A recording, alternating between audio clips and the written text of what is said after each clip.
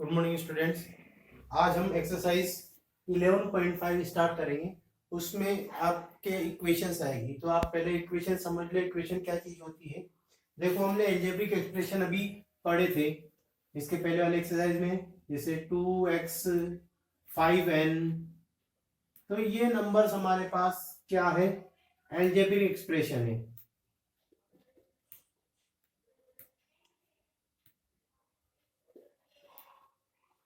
इस तरह के जो नंबर है इनको अलजेब्रिक एक्सप्रेशन बोलते हैं। अगर इन नंबर्स में, इस अलजेब्रिक एक्सप्रेशन में अगर हम इक्वल साइन यूज करें, जैसे is equal to 0, is equal to 3, equal 5, इस तरह के जो हमारे पास एक्सप्रेशन होंगे जहां पर आपको इक्वल नजर आएगा, उन नंबर्स को हम बोलेंगे इक्वेशन। देखो, ये है अलजेब्रिक एक्सप्रेशन, और उसके बाद आपको इक्वल नजर आता है और उसके पीछे कुछ भी वैल्यू हो सकती है, तो इस तरह के नंबर्स को हम बोलते हैं इक्वेशंस।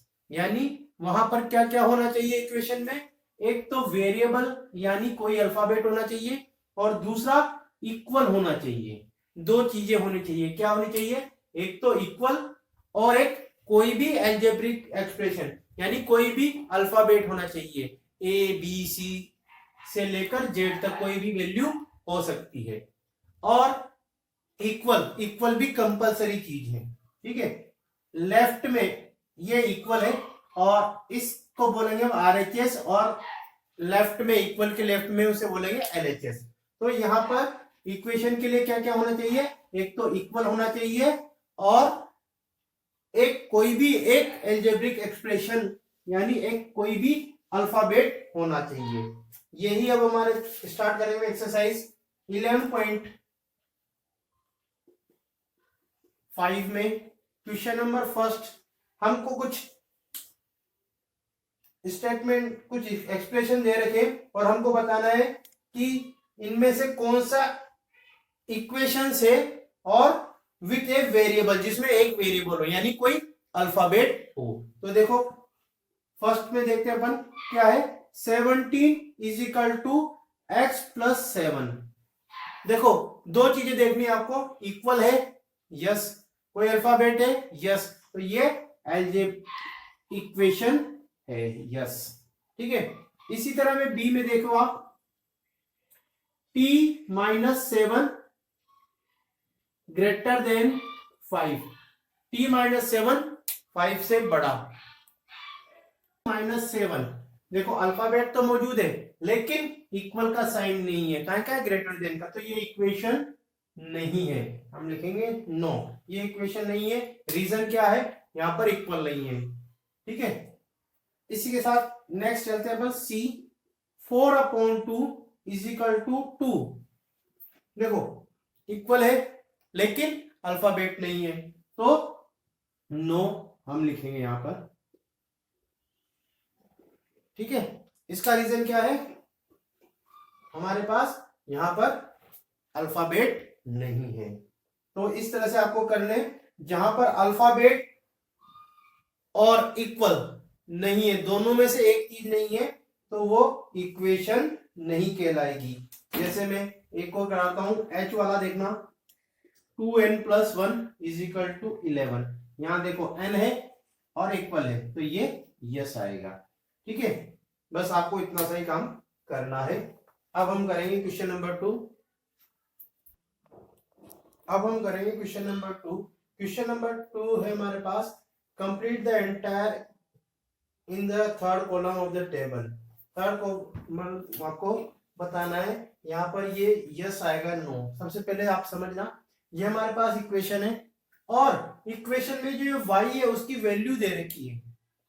ठीक है, तो इस y की वैल्यू हम यहां पर पुट करेंगे और ये इक्वल आ रहा है, तो हम बोलेंगे यस या नो। तो देखो, ध्यान से समझना, ये हमारे पास है 10 और 10 के साथ है y। देखो, 10 और y के बीच में कोई भी नंबर नहीं है, इट मींस इन दोनों के बीच में साइन आएगा मल्टीप्लाई का, और मल्टीप्लाई के साथ y की वैल्यू डालेंगे हम यहाँ पर 8। तो देखो, यहाँ पे हमारे पास रिजल्ट क्या आ रहा है, 10 इंटू 8 यानी 80। देखो इधर क्या आ रहा है, इक्वल के आगे 80, यानी y की वैल्यू हमने यहाँ पुट करी है, वो पुट करी है 8 और 10 से मल्टीप्लाई का साइन है, यानी कुछ भी साइन नहीं है तो कौन सा साइन होता है, मल्टीप्लाई का। तो मल्टीप्लाई किया 10 को y से यानी 8 से, तो कितना आ रहा है 80, और यहाँ पर भी क्या है ये 80 है, दोनों सेम आ रहा है LH इसमें RHS में, तो हम बोलेंगे यस ये y की वैल्यू यहाँ इस इक्वेशन को सेटिस्फाई कर रही है। ऐसे अपन क्वेश्चन नंबर F है, यहां दे रखा है 4L और L की वैल्यू दे रखी है हमको 5। तो देखो यहां पर हमारे पास 4 और L के बीच में कोई साइन नहीं, तो मल्टीप्लाई का साइन होगा। L की वैल्यू है 5, देखो क्या आ रहा है हमारे पास 4 और 5 को मल्टीप्लाई करने पे आ रहा है 20, तो देखो यहाँ पर भी क्या है 20 और ये आ गया 20, तो अपन बोलेंगे यस ये इसको सेटिस्फाई कर रही है। आगे क्वेश्चन नंबर H, हमको दे रखा है b plus 5 is equal to 9 और b की वैल्यू दे रखी है 9, तो b की वैल्यू हम यहाँ पुट करेंगे और b के साथ क्या है 9 प्लस 5, जहां b लिखा है वहां क्या लिखेंगे अपन 9, तो क्या होगा b plus 5 is equal to क्या होता है, सम कराता हूं कितना आ रहा है 14, यहाँ 14 आ रहा है और यहाँ रिजल्ट में क्या आ रहा है हमारे पास यहाँ पे 9। देखो दोनों जगह सेम नंबर नहीं आ रहा, यानी इस 5 के साथ b प्लस किया यानी 5 के साथ 9 प्लस किया तो हमारे पास आंसर 14 आ रहा है और यहाँ दे रखा है 9, तो ये वैल्यू इसको सेटिस्फाई नहीं कर रही, तो हम लिखेंगे नो, यानी ये इसके वैल्यू नहीं है किसकी b की। ऐसे ही अपन h की जगह हमको डालना है 8, तो क्या लिखेंगे 8 माइनस 8, देखो h की वैल्यू 8, h की जगह 8 लिखेंगे, 8 माइनस 8 क्या हो गया 0, और यहां पर क्या आ रहा है हमारे पास 5, तो यह भी आएगा नो। नेक्स्ट है p की वैल्यू डालनी है हमको 1, यानी जहां पर p है वहां 1 लिखेंगे प्लस 3, तो देखो कितना आ रहा है 4 आ रहा है और